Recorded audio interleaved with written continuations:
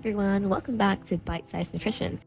Have you ever wondered if those zero-calorie sweeteners in your coffee are a healthier choice, or if they're too good to be true? Today, we'll be exploring the truth behind artificial and natural sweeteners and what they mean for your health and weight loss goals. So, get ready for some surprising revelations that might just change your perspective. Let's dive in. Did you know the first artificial sweetener, saccharin, was discovered by accident? Back in 1879 at Johns Hopkins University, a scientist built a chemical, and boom, it turned out to be 50 to 100 times sweeter than sugar. This happy accident gave birth to what we call now sweet and low. Now, let's break down sweeteners into two categories, artificial and natural. Artificial sweeteners are lab-created to mimic the taste of sugar, but aren't derived from natural sources. They include popular options like Splenda, Equal, and of course, Sweet and Low.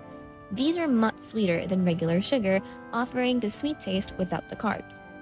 On the flip side, natural sweeteners come from plants. They might be slightly modified for digestion, but generally remain true to their natural origins. Stevia and monk fruit sweeteners are the most commonly used plant-based options.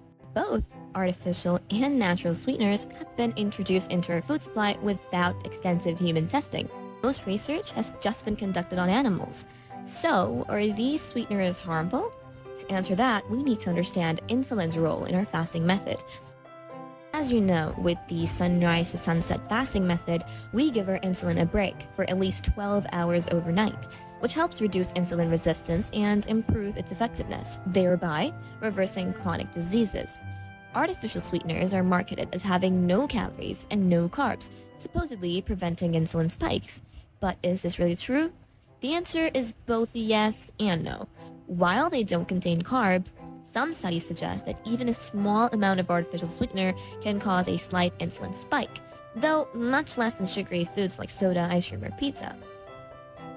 It is this smaller spike, along with fewer calories in your diet overall, that can result in weight loss, as studies have shown. But here's the catch. Benefits might be short-lived. Recent studies hint that artificial sweeteners over the long term could be linked to heart diseases, gastrointestinal diseases, neurologic, and even cancer, though the data isn't conclusive. This is why the WHO recommends against using artificial sweeteners as a long-term weight loss solution.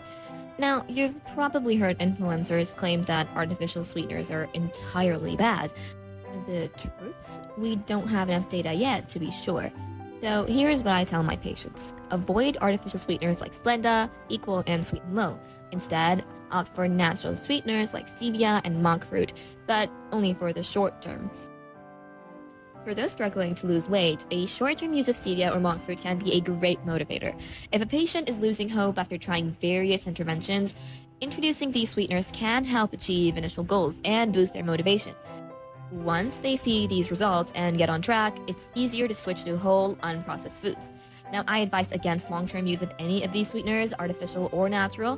When you're buying sweeteners, purchase them in smaller quantities from local stores like Target instead of buying them in bulk from places like Costco. The goal here is to break sugar cravings by replacing the sugar with healthier options like nuts, fruits, and just not to rely on the sweeteners indefinitely. You can also add dates, honey, maple syrup, coconut water, all of these as sweeteners, because these are more natural and healthier options.